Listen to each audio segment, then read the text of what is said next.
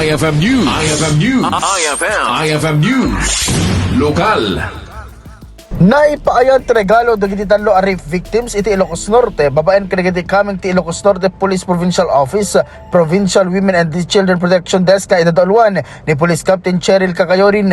Basar ti report kat daytoy dagtultuloy programa ti seksyon da ana nagana ti VAC when victim aftercare activity nakibinulig dagiti WCPD personnel ti Lawag, Dingras ken Marcos Pagaramanan ti Provincial Social Welfare and Development Office anang ipaay ti tulong.